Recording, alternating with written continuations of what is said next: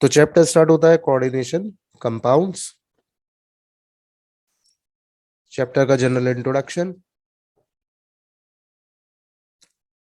Chemical bond की अगर बात करें तो केमिकल बॉन्ड जो होता है वो तीन तरीके का होता है। पहला है कोवेलेंट, जिसमें कि दो एटम्स के जो इलेक्ट्रॉन्स है वो आपस में म्यूचुअली शेयर हो जाते हैं। तो जो बॉन्ड बन करके आता है इस तरीके की ओवरलैपिंग से वो कहलाता है कोवेलेंट बॉन्ड। दूसरा होता है आयनिक बॉन्ड। ये आयनिक बॉन्ड ऐसा बॉन्ड है जिसके अंदर की एक एटम इलेक्ट्रॉन को देता है और दूसरा एटम इलेक्ट्रॉन को गेन करता है। यानी ये जो बॉन्ड बनता है वो जनरली कैटायन और एनायन के बीच में बनता है। इस तरह का जो बॉन्ड है उसके अंदर कोलम्बियन फोर्सेस यानी कि इलेक्ट्रिकल फोर्सेस से दोनों एटम्स आपस में एक दूसरे से अटैच होते हैं। इस चैप्टर में हमको जो पढ़ना है वो पढ़ना है कोऑर्डिनेट कंपाउंड्स के बारे में, यानी उनके अंदर एग्जिस्ट करने वाला कोऑर्डिनेट बॉन्ड। इसमें जो बॉन्ड बनता है वो दो एटम्स ए और बी के बीच में बनता है। शेयरिंग होती है इलेक्ट्रॉन के पेयर की, लेकिन वो इलेक्ट्रॉन का पेयर किसी एक ही एटम से आता है। इस तरह का जो बॉन्ड बनता है उस ये बॉन्ड कहलाता है coordinate bond. Example covalent compound के अंदर एग्जाम्पल है जैसे HCl। आयनिक कंपाउंड में एग्जाम्पल हो गया NaCl। कोऑर्डिनेट कंपाउंड के अंदर एग्जाम्पल हो गया जैसे कि अमोनियम आयन। कोऑर्डिनेट बॉन्ड होता क्या है? तो जैसे कि अमोनिया है और इसकी रिएक्शन मान लो आपने H आयन के साथ करा दी, तो नाइट्रोजन के पास एक अनशेयर्ड इलेक्ट्रॉन का जो पेयर है जो कि बॉन्डिंग में इन्वॉल्व नहीं हुआ उसे आप बोलोगे लोन पेयर। तो नाइट्रोजन क्या करेगा, अपने इस लोन पेयर को H आयन को प्रोवाइड कर देगा। जो इलेक्ट्रॉन का पेयर डोनेट करता है उसको बोलते हैं लुईस बेस और जो एक्सेप्ट करता है उसको बोलते हैं लुईस एसिड। तो नाइट्रोजन अपने लोन पेयर को H आयन को प्रोवाइड कर देगा और बना लेगा अमोनियम आयन। अब इस अमोनियम आयन के अंदर जो इलेक्ट्रॉन का पेयर डोनेट किया वो किसने किया? नाइट्रोजन ने। किसकी तरफ किया? हाइड्रोजन की तरफ। तो इस तरह के बॉन्ड को आप किससे रिप्रेजेंट कर देंगे? एक एरो से। क्या तैयार हो गया? अमोनियम आयन, जो कि कैसा कंपाउंड है? एक कॉम्प्लेक्स कॉम्प्लेक्स कंपाउंड है। ठीक है, यानी कि कॉम्प्लेक्स आयन है। और जो बॉन्ड इसमें एग्जिस्ट कर रहा है वो कौन सा बॉन्ड है? Coordinate bond. बात करते हैं एडिशन कंपाउंड्स की। तो व्हेन टू और more independent stable compounds combine either physically or chemically, new compounds are formed. These are called addition compounds. Addition compounds which are stable in solid state only but broken into individual constituent when dissolved in water are called double salts. Addition compound जो होते हैं वो basically होते हैं दो तरीके के। एक तो होते हैं डबल सॉल्ट और दूसरे होते हैं कॉम्प्लेक्स आयन यानी कि कॉम्प्लेक्स सॉल्ट्स। तो जो डबल सॉल्ट्स है उनके अंदर क्या करेक्टर है और जो कॉम्प्लेक्स आयन है उनमें क्या करेक्टर है? तो जो कॉम्प्लेक्स आयन होते हैं वो जनरली ट्रांजिशन मेटल आयंस होते हैं जिनके की सॉल्ट्स तैयार होते हैं, उनको बोलते हैं आप कॉम्प्लेक्स आयंस या कोऑर्डिनेट कंपाउंड्स। ठीक, कोऑर्डिनेट कंपाउंड्स को आप क्या बोलोगे? कॉम्प्लेक्स आयंस बोल सकते हो। तो डबल सॉल्ट के अंदर पहला एग्जांपल आता है आपके पास कार्नेलाइट का, जिसका फॉर्मूला है KCl MgCl2.6 molecular water.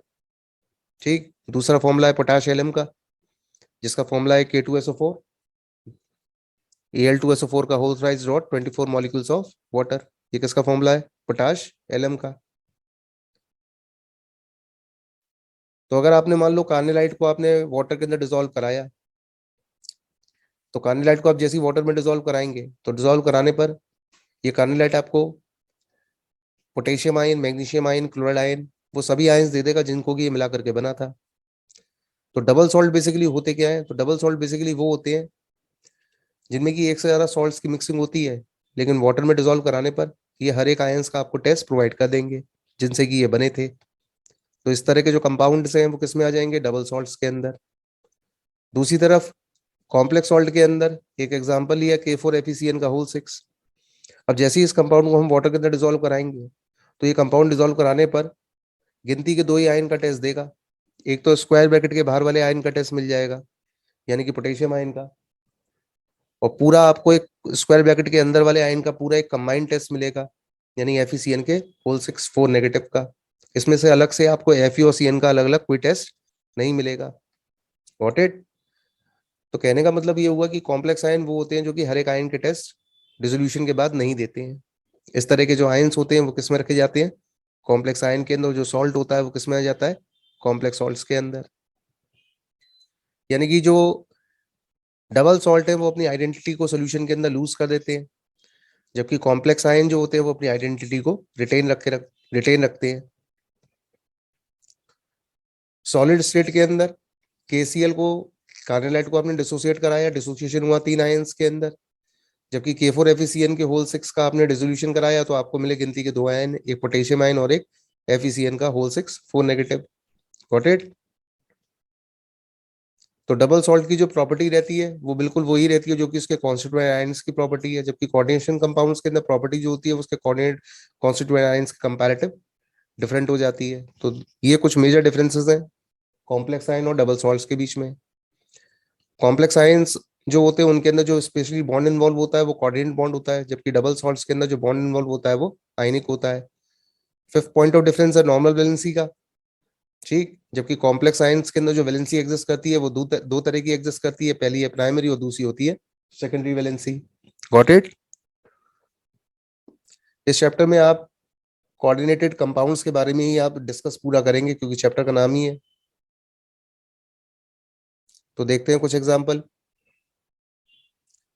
Best example जैसे कि B12 जो कि एक विटामिन है।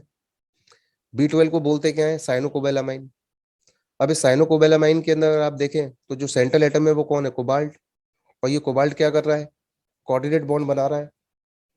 ठीक, कोबाल्ट के साथ क्या बन रहे हैं? कोऑर्डिनेट बॉन्ड बन रहे हैं सराउंडिंग एटम्स के। तो ये कंपाउंड किस में आ गया? कॉम्प्लेक्स कंपाउंड के अंदर आ गया। ऐसे ही ब्लड के अंदर आरबीसी के अंदर प्रेजेंट होता है एक पिगमेंट जिसको बोलते हैं हीमोग्लोबिन, जिसका काम है ऑक्सीजन को कैरी करना।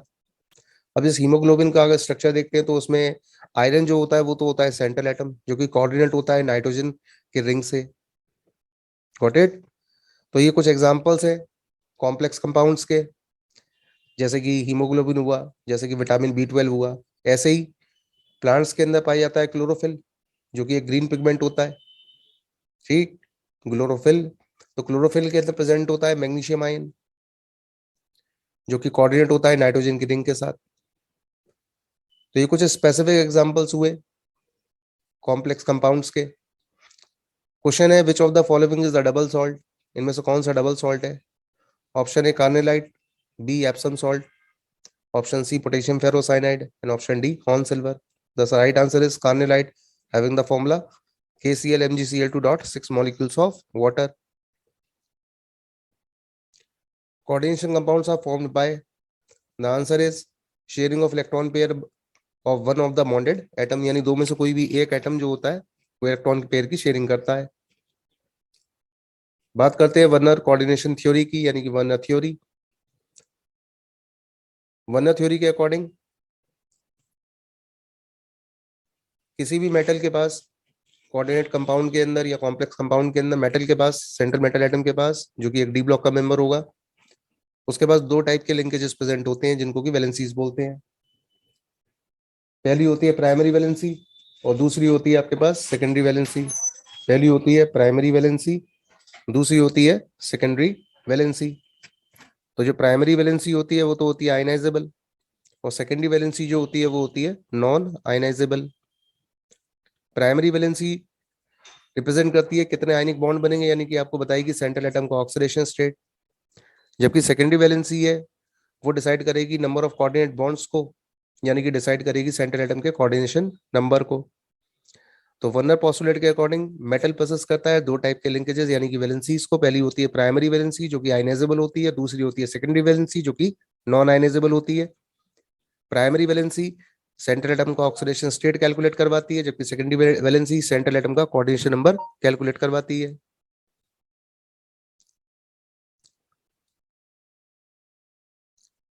अब आपके पास सामने एक बॉक्स है जिसमें कि आपको दिया गया compound COCl3.6 molecule of ammonia. Ionise होने पर इसने 3 क्लोराइड आयन सोल्यूशन के अंदर दे दिए। अब अगर आयनाइज होने पर ये सोल्यूशन में 3 क्लोराइड दे रहा है तो Cl नेगेटिव कितने मोल AgCl का पीपीटी बना के देगा? तो ऑब्वियसली बात है 3 मोल AgCl का आपको सोल्यूशन के अंदर पीपीटी मिलेगा। तो टोटल मिला के सोल्यूशन के अंदर कितने आयंस हो गए? 4 आयंस हो गए, 3 क्लोराइड के और एक कॉम्प्लेक्स आयन के। अगला कॉम्प्लेक्स है COCl3.5 मॉलिक्यूल्स ऑफ अमोनिया। अब इसमें जो आयनाइजेबल पार्ट है वो गिनती के 2 ही क्लोराइड आयन है। ठीक है, अब अगर बात करें AgCl के पीपीटी की तो कितने मोल मिल रहे हैं यहाँ पर? AgCl का पीपीटी 2 मोल मिल रहा है क्योंकि 2 क्लोराइड है। दो सिल्वर आयन के साथ रिएक्ट करेंगे। सोल्यूशन में टोटल मिला के कितने आयन हो गए, दो क्लोराइड का और एक कॉम्प्लेक्स आयन का, टोटल मिला के 3 आयन हो गए। अगला कॉम्प्लेक्स है COCl3.4 मॉलिक्यूल ऑफ अमोनिया। इसमें कोबाल्ट का कोऑर्डिनेशन नंबर तो आप चेक करो तो 4 अमोनिया और 2 Cl। कोबाल्ट का कोऑर्डिनेशन नंबर तो 6 आ रहा है, लेकिन क्लोराइड आयन सोल्यूशन के बाहर कितना है, स्क्वायर ब्रैकेट के बाहर कितने क्लोराइड आयन है, एक ही क्लोराइड आयन है। तो आपको 1 मोल AgCl का पीपीटी मिलेगा। टोटल मिला के सोल्यूशन में कितने आयंस हो गए, 2 आयंस हो गए। और आखिरी जो कॉम्प्लेक्स है उसके अंदर स्क्वायर ब्रैकेट के अंदर सारे लिगेंड्स प्रेजेंट है, अमोनिया भी और Cl भी। एक भी आपके पास आयनाइजेबल पार्ट नहीं है, तो AgCl का यहाँ पर एक भी मोल पीपीटी नहीं मिलेगा। टोटल मिला करके एक भी आयन नहीं आया सोल्यूशन के अंदर। तो पहले वाले केस में आपको मिला 3 क्लोराइड आयन, सेकंड वाले केस के अंदर आपको मिला 2 क्लोराइड आयन, थर्ड वाले केस के अंदर 1 क्लोराइड आयन, और लास्ट वाले केस के अंदर एक भी क्लोराइड आयन नहीं है। Got it? Primary valency of metal ion can very but the secondary valency always remain the same. Primary valency क्योंकि आयनाइजेबल है, ठीक है, और ये लगातार वेरी कर सकती है, लेकिन सेकेंडरी वैलेंसी कभी नहीं बदलती। सेकेंडरी वैलेंसी की वैल्यू सेम रहती है, क्योंकि सेकेंडरी वैलेंसी क्या डिसाइड करती है, कोऑर्डिनेशन नंबर को। तो फर्स्ट केस का कोऑर्डिनेशन नंबर कितना है, 6, सेकंड केस का भी 6 आ रहा है, थर्ड का भी 6 और फोर्थ का भी 6 आ रहा है। लेकिन प्राइमरी वैलेंसी जो है वो लगातार चेंज हो रही है, पहले केस में 3, अगले केस में 2, थर्ड वाले केस के अंदर 1 और लास्ट वाले केस के अंदर 0। Got it? प्राइमरी वैलेंसी का नंबर कौन डिसाइड करेगा, AgCl के कितने मोल्स पीपीटी की फॉर्म में मिल रहे हैं वो डिसाइड करेगा प्राइमरी वैलेंसी के नंबर को। उसके बाद फिफ्थ पॉइंट है, पोस्टुलेट है वर्नर थ्योरी का। Every metal has a tendency to satisfy both its primary and secondary valencies. Primary valency and secondary valency, तो जैसे कि AgCl के साथ कंबाइन हो रहा है Fe+2, जैसे Ag जो है वो सिल्वर क्लोराइड आयन के साथ ही कंबाइन होता है, Fe+2 सल्फेट के साथ, NaCl के साथ, ठीक है। नेगेटिवली चार्ज आयंस की अगर बात करें तो नेगेटिवली चार्ज आयंस हो गए जैसे Cl नेगेटिव न्यूट्रल मॉलिक्यूल हो गया NH3। पॉजिटिव चार्ज आयंस हो गया जैसे कि NO पॉजिटिव। अब आपके पास जो कॉम्प्लेक्स है, जो सबसे पहला केस लिया था वो लिया था CONH3 का होल 6Cl3। इसको आपने डिसोल्यूशन कराया सोल्यूशन के अंदर, और डिसोल्यूशन कराने पर आपको टोटल मिला के 3 क्लोराइड आयन मिले। अब इसके अंदर जो भी आपको अमोनिया दिखाई दे रही है वो अमोनिया कहलाती है लिगेंड। तो अब अगर वर्नर कोऑर्डिनेशन थ्योरी के अकॉर्डिंग हम इसका प्राइमरी और सेकेंडरी वैलेंसी निकालते हैं, तो जो सेकेंडरी वैलेंसी है वो सेटिस्फाई करी जा रही है अमोनिया के द्वारा। इसको दिखाना होगा सॉलिड लाइन से। Got it? ये कहलाएगी लिगेंड, जो कि सेंट्रल एटम को क्या डोनेट करेगी, इलेक्ट्रॉन का पेयर। और जो स्क्वायर ब्रैकेट के बाहर वाला पार्ट है वो रिप्रेजेंट कराया जा रहा है प्राइमरी वैलेंसी से, यानी वो रिप्रेजेंट कर रहा है प्राइमरी वैलेंसी को, और उसको आपको दिखाना होगा डॉटेड लाइन से। Got it? तो 3 क्लोराइड आयन आपने डॉटेड लाइन से दिखाई है वो कहलाएंगे प्राइमरी वैलेंसी, और सॉलिड लाइन से जो आपने रिप्रेजेंट किया है वो किस में आ जाएगा, सॉलिड लाइन से जो आपने रिप्रेजेंट किया है वो आ गया सेकेंडरी वैलेंसी के अंदर। अब इसके अंदर दो तरह के स्फेयर जनरेट हो रहे हैं। जो अमोनिया के द्वारा स्फेयर जनरेट हो रहा है जो कि स्क्वायर ब्रैकेट के अंदर वाला पार्ट है, उसको तो वो तो बोला जाता है कोऑर्डिनेशन स्फेयर। और जो बाहर वाला पार्ट होता है उसको बोलते हैं आयनाइजेशन स्फेयर। आयनाइजेशन स्फेयर के अंदर क्या प्रेजेंट होते हैं, प्राइमरी वैलेंसी वाले आयंस। Got it? तो किसी भी कॉम्प्लेक्स के अंदर दो तरह के स्फेयर होते हैं, एक होता है कोऑर्डिनेशन स्फेयर और दूसरा होता है ionisation sphere. Structure of coordination compounds on the basis of Werner theory. तो COCl3.6 अमोनिया का स्ट्रक्चर, ठीक है, जो स्ट्रक्चर दिया हुआ उससे बेस्ड फॉर्मूला हो गया। अब अगर आप चेक करो COCl3.5 अमोनिया जो दिया हुआ है उसके अंदर 5 अमोनिया जो है 1 2 3 4 5 सॉलिड लाइन से रिप्रेजेंट हो रही है, सही है। टोटल मिला करके 5 अमोनिया जो है वो सॉलिड लाइन से रिप्रेजेंट हो रही है, लेकिन एक Cl जो है वो सॉलिड और डॉटेड दोनों लाइन से रिप्रेजेंट हो रहा है। तो अगर कोई आयन ऐसा प्रेजेंट है जो कि सॉलिड और डॉटेड दोनों लाइन से रिप्रेजेंट हो रहा है, तो ऐसी सिचुएशन का मतलब ये हुआ कि वो जो पर्टिकुलर आयन है वो दोनों वैलेंसी सेटिस्फाई कर रहा है, प्राइमरी वैलेंसी भी और सेकेंडरी वैलेंसी भी, सही है। तो उस वाले Cl को आप क्या करोगे, स्क्वायर ब्रैकेट के अंदर ले लोगे। अमोनिया को तो स्क्वायर ब्रैकेट के अंदर लोगे ही लोगे, साथ ही साथ जिस Cl के साथ या जिस आयन के साथ सॉलिड और डॉटेड लाइन दोनों आ रहे हैं उसको भी आपको स्क्वायर ब्रैकेट के अंदर लेना होगा, ताकि कोबाल्ट का कोऑर्डिनेशन पहले वाले कंपाउंड में कितना था, 6 ही था, अगले वाले कंपाउंड में भी कितना आ जाएगा, 6। Got it? ऐसी COCl3.4 मॉलिक्यूल ऑफ अमोनिया की बात करेंगे तो इसमें ऐसे 2 Cl होंगे जो कि प्राइमरी और सेकेंडरी वैलेंसी डिसाइड कर रहे होंगे, और लास्ट वाले मॉलिक्यूल में टोटल मिलाकर के ऐसे 3 Cl नेगेटिव आयंस होंगे जो कि प्राइमरी और सेकेंडरी दोनों तरह की वैलेंसियां सेटिस्फाई करेंगे। Got it?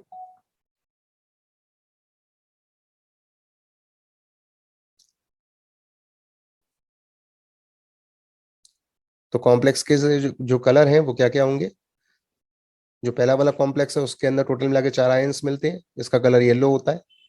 अगले वाले कॉम्प्लेक्स में जो इसमें 3 आयन मिल रहे हैं उसका कलर पर्पल है। अगले वाले कॉम्प्लेक्स का जो कलर है उसके अंदर 2 आयन्स है। और लास्ट वाला जो कॉम्प्लेक्स है उसके अंदर भी 2 आयन्स है। फर्क है इस बात का कि उनमें से एक सेस आइसोमर है और एक ट्रांस आइसोमर है। कब सेस होगा कब ट्रांस होगा ये चैप्टर में हम आगे डिस्कस करेंगे आइसोमेरिज्म के अंदर।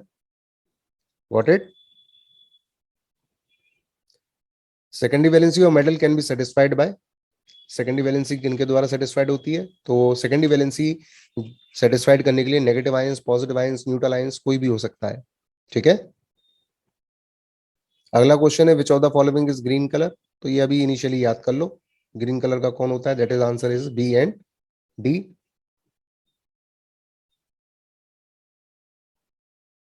Important terms use in coordination compounds. तो आपको कॉम्प्लेक्स दिया CONH3 का होल 6 3Cl नेगेटिव। अब इस पूरे कॉम्प्लेक्स के अंदर जो स्क्वायर ब्रैकेट वाला पार्ट है उस स्क्वायर ब्रैकेट के अंदर एक होता है central metal ion. Square bracket represent करता है कोऑर्डिनेशन स्फीयर को। अमोनिया रिप्रेजेंट कर रही है लिगैंड को। उसका जो नंबर है वो रिप्रेजेंट करता है कोऑर्डिनेशन नंबर को, जो कि कितना है 6। स्क्वायर ब्रैकेट के बाहर वाला जो पार्ट होता है वो कहलाता है काउंटर आयन, यानी कि आयनाइजेशन स्फीयर के अंदर आने वाला पार्ट। कॉम्प्लेक्स में जो चार्ज आ रहा है वो कितना आ रहा है? +3 का।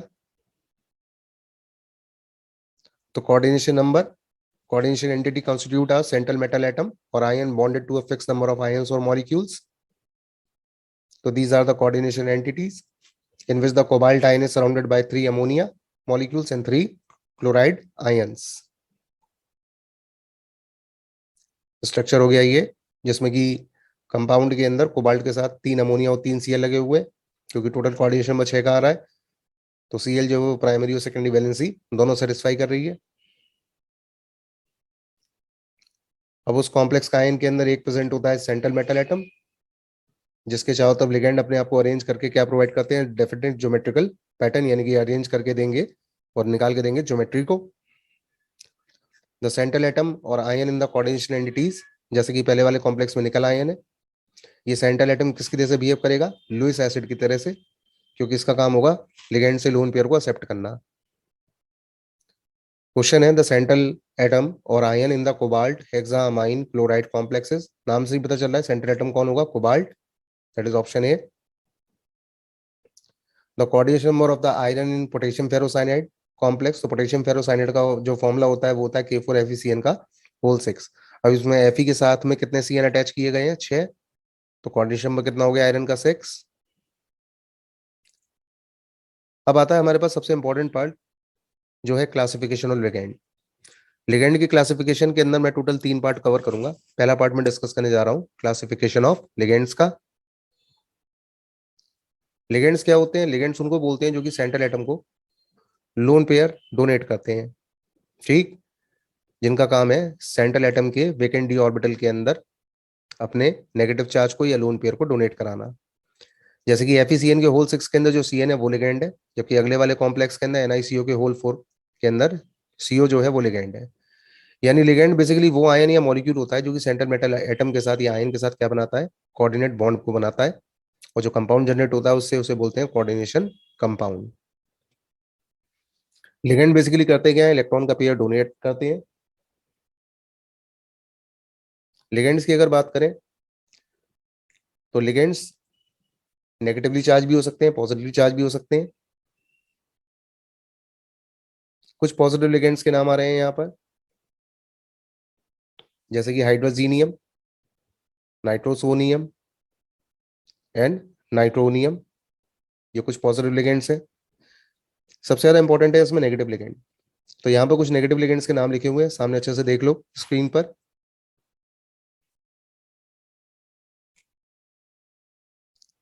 साथ ही साथ ये भी गौर करना है इसके अंदर कि नेम गिवन इन कॉम्प्लेक्स, यानी कि जब आप कॉम्प्लेक्स कंपाउंड का नाम लिखोगे, IUPAC करोगे, तो लिगेंड का नाम लिखा क्या जाएगा? CN नेगेटिव का साइनो, सारे हेलोजेंस के लिए हेलो यानी कि fluoro chloro bromo आइडो, H negative के लिए हाइड्राइडो, NO2 नेगेटिव के लिए नाइट्रो, ONO के लिए नाइट्राइटो, NO3 नेगेटिव के लिए नाइट्रेटो, OH नेगेटिव के लिए हाइड्रोक्सो, NH2 के लिए अमीडो, NH2 नेगेटिव के लिए अमीडो।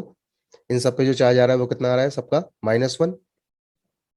ये भी कुछ नेगेटिव वाले लिगेंड है, लेकिन सब पे जो चार्ज आ रहा है वो आपकी बार कितना आ रहा है, -2, S-2, SO3-2, SO4-2 and so on. इसमें लास्ट वाला जो है वो इंपॉर्टेंट है थोड़ा सा, NH2-, जिसको क्या बोलते हैं, इमीडो। अब आते हैं कुछ न्यूट्रल लिगेंड्स के अंदर।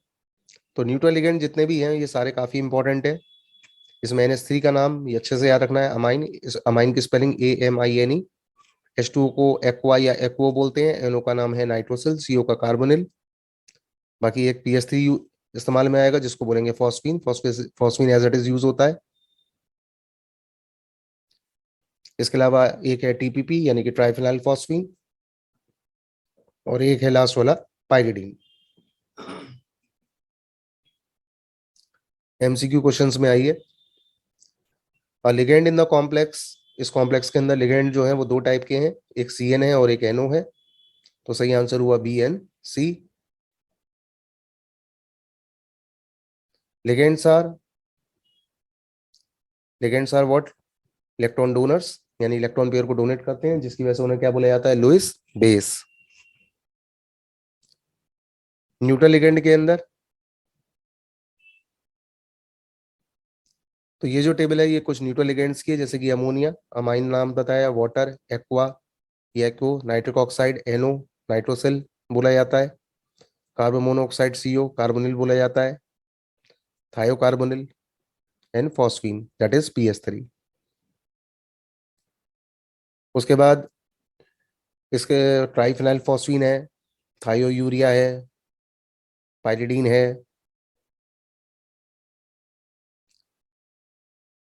और आपके पास ये जो कॉम्प्लेक्स है, ये जो लिगेंड है, ये लिगेंड के अंदर कितने कोऑर्डिनेट बॉन्ड सेंट्रल मेटल के साथ बन रहे हैं, यानी M का मतलब हो गया सेंट्रल मेटल, उसके साथ कितने एरो आ रहे हैं, दो आ रहे हैं। तो ये जो लिगेंड है वो किसमें आ जाएगा, बाइडेंटेट के अंदर। इस बाइडेंटेट लिगेंड का जो नाम है वो है ऑक्सलेट। ठीक, ये किस टाइप का बाइडेंटेट है, तो ये जो है वो सिमेट्रिकल टाइप का बाइडेंटेट है। इसको सिमेट्रिकल इसलिए बोल रहे हैं क्योंकि अगर हम इसे बीच में से काटेंगे ना तो ये दो इक्वल हाफ में कट जाएगा। ठीक है ना, तो उसको क्या बोलेंगे, सिमेट्रिकल बाइडेंटेट लिगेंड। ठीक है।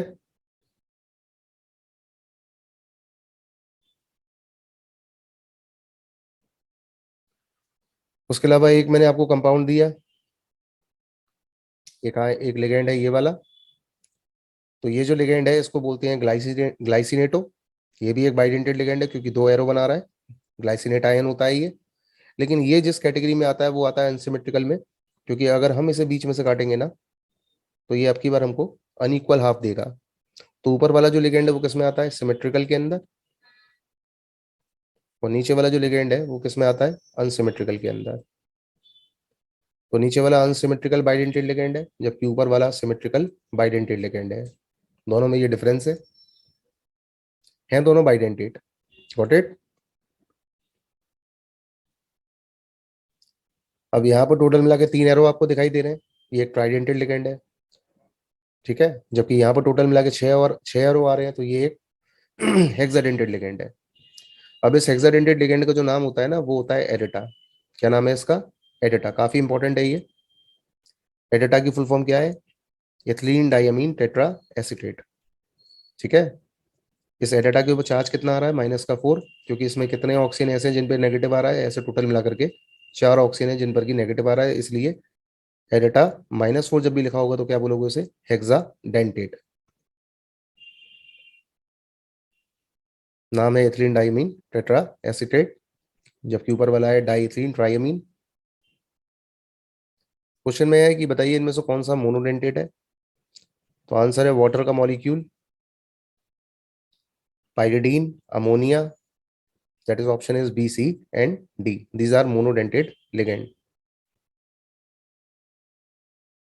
तीनों सही है, option B, C and D। Which of the following is or are a bidentate ligand. तो ग्लाइसिनेट बताया था, ऑक्सलेट बताया था। तो ये दोनों जो लिगेंड है B और C वाले, ये दोनों किस में आते हैं, बाइडेंटेड लिगेंड के अंदर आते हैं। इवन अमीनो एसिड जो होती है वो भी बाइडेंटेड की कैटेगरी में आती है। इसलिए आती है क्योंकि अमीनो एसिड जो होते हैं उनके अंदर दो ग्रुप होता है, एक CO ग्रुप होता है और एक NH2 ग्रुप होता है, CO नेगेटिव और NH2 ग्रुप, जिसकी वजह से अमीनो एसिड जो आती है वो भी बाइडेंटेड लिगेंड के अंदर ही आती है। अब जो ग्लाइसिन नाम की अमीनो एसिड, जो ग्लाइसिन है वो भी खुद एक अमीनो एसिड ही है। ठीक है, इसलिए ऑप्शन ए बी सी तीनों इसका सही आंसर है। तो लिगेंड का फर्स्ट पार्ट कंप्लीट हुआ, अब स्टार्ट होता है लिगेंड का सेकंड पार्ट। तो लिगेंड के सेकंड पार्ट के अंदर लिगेंड का हमने क्लासिफिकेशन किया कि दो तरीके के होते हैं, चार्ज और न्यूट्रल। चार्ज वालों की दो कैटेगरी होती है, पॉजिटिव एंड नेगेटिव। लिगेंड्स का क्लासिफिकेशन जो किया जाता है वो डेंसिटी के बेसिस पे किया जाता है। लिगेंड्स का क्लासिफिकेशन डेंसिटी के बेसिस पे किया जाता है। डेंसिटी का क्या मतलब, तो वो अभी आगे देखते हैं। नेगेटिव लिगेंड जो हो सकता है वो मोनोडेंटेट और पॉलीडेंटेट भी हो सकता है। मोनो का मतलब एक डोनर साइड, पॉली का मतलब एक से ज्यादा donor side. Similarly neutral ligand जो हो सकते हैं वो भी मोनोडेंटेट और पॉलीडेंटेट हो सकते हैं। सबसे पहले बात करते हैं मोनोडेंटेड नेगेटिव लिगेंड्स की। तो ये स्क्रीन पर जितने भी आपको एग्जांपल दिख रहे हैं सारे के सारे मोनोडेंटेड नेगेटिव है, इन सब पे चार्ज जो है वो -1 है। ठीक है, सबसे ज्यादा इंपॉर्टेंट है इसमें CN नेगेटिव और सारे के सारे हेलोजेंस। सब पे चार्ज कितना आ रहा है, -1। This table is highly important. उसके अलावा ये जो लिगेंड्स है नेगेटिव के अंदर, ये पॉलीडेंटेड कैटेगरी के हैं। इसमें ऑक्सिलेट का चार्ज इंपॉर्टेंटली आपको याद रखना है, -2 होता है ऑक्सिलेट पे चार्ज। दिस इज ऑक्सिलेटो, ये नाम लिखा जाएगा। ये है एसिटिल एसिटेटो। ठीक, इस पे भी चार्ज जो होता है वो -2 होता है। ये है ग्लाइसिनेटो, ग्लाइसिनेटो पे चार्ज जो होता है वो -1 का होता है। ठीक है, तो ये हो गए आपके पास नेगेटिव लिगेंड्स। कैटेगरी कौन सी है इनकी, पॉलीडेंटेड। क्यों, क्योंकि पॉलीडेंटेड इसलिए बोला जा रहा है क्योंकि इनमें एक से ज्यादा डोनर साइट है। कितनी डोनर साइट है, सबके अंदर दो डोनर साइट है। तो ये किस कैटेगरी में आ गए, बाइडेंटेड की कैटेगरी में आ गए। इससे पहले वाला जो था वो किस में आता था, यूनिडेंटेड की कैटेगरी में, और ये वाले किस में आएंगे, बाइडेंटेड की कैटेगरी में। Got it. ऐसे ही ये नेगेटिव लिगेंड्स है पॉलीडेंटेड की कैटेगरी में। इसमें एक कैटेगरी है पेंटाडेंटेड की और एक कैटेगरी है हेक्साडेंटेड की। दोनों के अंदर जो एग्जांपल है वो एग्जांपल तो एडिटा का ही है, बस फर्क इस बात का है, एक में इथिलीन डाइअमीन ट्राई एसीटेट है और एक में इथिलीन डाइअमीन टेट्रा एसीटेट है। तो जो ट्राई एसीटेट है ना, उसको रिप्रेजेंट कर दोगे एडिटा -3 से। जब भी एडिटा -3 लिखा हो, ठीक, तो ये किस कैटेगरी में आएगा, पेंटाडेंटेट के अंदर। यानी कि टोटल मिला के कितनी दोनों साइड होंगी इनके, इसके अंदर 5। बात आ गई समझ में। और जब भी आपको मिल जाए एडिटा इस फॉर्म में लिखा हुआ है, EDTA -4, ठीक है, तो ऐसी सिचुएशन के अंदर इस एडिटा का टोटल मिला के कितनी दोनों साइड होंगी, 6, क्योंकि ये किस कैटेगरी में आता है, हेक्साडेंटेट की कैटेगरी में आता है। किस कैटेगरी में आता है, हेक्सा। जबकि ये वाला पेंटाडेंटेट की कैटेगरी में। यानी एडिटा -3 हमेशा पेंटाडेंटेट होता है और एडिटा -4 वाला जो होता है वो हमेशा हेक्साडेंटेट होता है। ठीक है,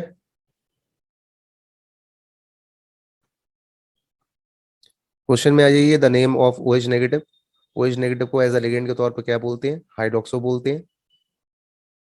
इथिलीन डाइअमीन इज अ, इथिलीन डाइअमीन जो है वो एक बाइडेंटेड लिगेंड है। इथिलीन डाइअमीन के बारे में एक बात और समझ लो, इथिलीन डाइअमीन बेसिकली होता ही ये है, CH2NH2 सिंगल बॉन्ड CH2NH2, ये होता है इथिलीन डाइअमीन। ठीक है ना, रिप्रेजेंट इसको EN से करते हैं। और एक बात और अच्छी है इसके अंदर कि अगर आप इसे काटोगे बीच में से तो ये इक्वल हाफ में कट जाएगा। तो ये किस कैटेगरी में आता है, आता तो बाइडेंटेड की कैटेगरी में है, लेकिन किस टाइप का बाइडेंटेड होता है ये, तो ये आता है सिमेट्रिकल बाइडेंटेड के अंदर। किस कैटेगरी में आता है, सिमेट्रिकल बाइडेंटेड लिगेंड की कैटेगरी में।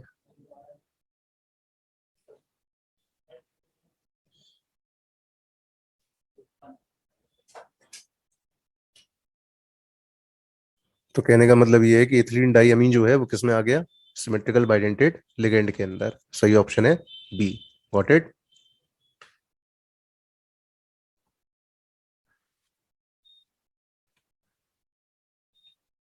अब आता है क्लासिफिकेशन लिगेंड का थर्ड पार्ट।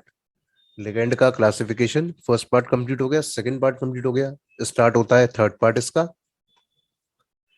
तो लिगेंड का जो क्लासिफिकेशन किया था उसके अंदर बताया था कि चार्ज और न्यूट्रल दो टाइप के लिगेंड होते हैं। चार्ज के अंदर पॉजिटिव और नेगेटिव, नेगेटिव दो टाइप के, मोनोडेंटेड पॉलीडेंटेड। सिमिलरली न्यूट्रल दो टाइप के, monodentate and polydentate. Neutral monodentate ligand के ये सारे एग्जांपल बताए थे। ठीक है, मोनो को कभी कभी यूनिडेंटेड भी बोल देते हैं, तो इन्हें आप न्यूट्रल यूनिडेंटेड लिगेंड्स भी बोल सकते हैं। ये भी न्यूट्रल लिगेंड्स हैं, ठीक है, लेकिन ये सारे किस कैटेगरी में आते हैं? बाइडेंटेट की कैटेगरी में। इसमें इंपॉर्टेंटली आपको जो याद रखना है वो है इथिलीन डाइअमीन, यानी कि ये वाला स्ट्रक्चर हाईली इंपॉर्टेंट है। सिमेट्रिकल बाइडेंटेट लिगेंड की कैटेगरी में आता है। अगर आप इसे काटेंगे तो बीच में से ये इक्वल हाफ में कट जाएगा।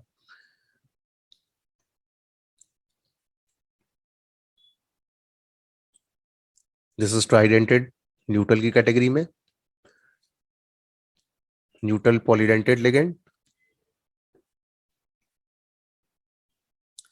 क्वेश्चन है which of the following is a ट्राइडेंटेड? Answer is D, diene is the ट्राइडेंटेड category ligand. Short form नाम है ये। बात करते हैं एम्बिडेंटेड और चिलेटेड लिगेंड की, यानी प्रोसेस कहलाएगी चिलेशन। क्या है चिलेशन उसे देखना है। और एम्बिडेंटेड लिगेंड के बारे में क्वेश्चन आता है, एम्बिडेंटेड लिगेंड से रिलेटेड। तो एम्बिडेंटेड लिगेंड की कैटेगरी में एक लिगेंड है NO2 नेगेटिव। अब इस NO2 नेगेटिव के अंदर नाइट्रोजन मेटल को कोऑर्डिनेट कर रहा है। सही है। अगर नाइट्रोजन कोऑर्डिनेट कर रहा है ना तो इस NO2 को क्या बोलेंगे? नाइट्राइटो। लेकिन उसके आगे N लगा देंगे। N क्या रिप्रेजेंट करेगा कि N जो है नाइट्राइटो का डोनर एटम है। लेकिन अगर ये अपने ऑक्सीजन से कोऑर्डिनेट करता है सेंटर मेटल को, ठीक, तो ऐसी सिचुएशन में नाम तो इसका वही है नाइट्राइटो, लेकिन नाइट्राइटो के अंदर अब की बार कौन सा डोनर एटम है? तो वो है ऑक्सीजन। तो उसके आगे आप ऑक्सीजन लिख देंगे। ठीक है, यानी कि O लगा देंगे। तो यानी कि ऑक्सीजन क्या हो गया इसका? Donor atom. एम्बिडेंटेड लिगेंड का मतलब होता है ऐसा लिगेंड जिसमें कि दो डोनर एटम्स हो, लेकिन एक टाइम पर एक ही बार अटैचमेंट करता है। इस तरह के लिगेंड का नाम होता है एम्बिडेंटेड लिगेंड। यानी कि अ ligand which contain two donor atoms but only one of them forms a coordinate bond at a time with central metal atom or ion is called a ambidentate ligand। तो first वाले example के अंदर NO2 का N coordinate कर रहा है और second वाले एग्जांपल के अंदर O कोऑर्डिनेट कर रहा है। ठीक है, नाम क्या हुआ? अगर N से किया तो नाइट्राइटो N, और अगर ऑक्सीजन से किया तो नाइट्राइटो O। इसके अलावा SCN ये भी एक एम्बिडेंटेड लिगेंड के अंदर आता है, सल्फर से कोऑर्डिनेट करता है। तो नाम देंगे थायोसाइनेटो, जिसमें कि एस डोनर एटम होता है। और अगर नाइट्रोजन से कोऑर्डिनेट करता है तो नाम देंगे आइसोथायोसाइनेटो, जिसमें कि नाइट्रोजन जो है वो डोनर एटम है। ऐसे ही अगला लिगेंड है एक CN, जिसमें कि अपने कार्बन से कोऑर्डिनेट कर रहा है तो नाम दे देंगे साइनो। और अगर अपने नाइट्रोजन से कोऑर्डिनेट कर रहा है तो नाम दे देंगे आइसोसाइनो। तो ये जो तीन हो गए वो हो गए specialise ambidentate ligand. Got it? कौन कौन से हो गए? NO2, SCN और CN। ठीक है। चिलेशन का क्या मतलब है? तो जैसे ग्लाइसिनेटो नाम का लिगेंड है, सेंट्रल मेटल एटम के साथ अटैच कर रहा है, और मेटल के साथ अटैच करते ही ये एक रिंग लाइक स्ट्रक्चर बना रहा है। और इस रिंग लाइक स्ट्रक्चर के अंदर मेटल को इसने दोनों साइड से पकड़ लिया है। ठीक है, गॉट इट? तो ये जो प्रोसेस है, इस प्रोसेस के अंदर सेंट्रल एटम के अराउंड जब इस तरह के लिगेंड लगते हैं तो इस तरह का जो स्ट्रक्चर बन करके आता है उसे चिलेट बोलते हैं। ठीक है, जैसे कि प्रॉन्स के अंदर आपने देखा होगा, बिल्कुल हाईली ऐसा ही लगभग स्ट्रक्चर है। ठीक है, तो चिलेशन वर्ड का मतलब क्या है? ग्रीक वर्ड है जिसका मतलब है claw. The ligand lie around the central atom like the claws of the lobster. When a bidentate or a polydentate ligand uses two or more of its donor atom to bind to a single metal ion, then a ring-like structure is obtained. It is known as chelate and the ligand is known as the chelating ligand।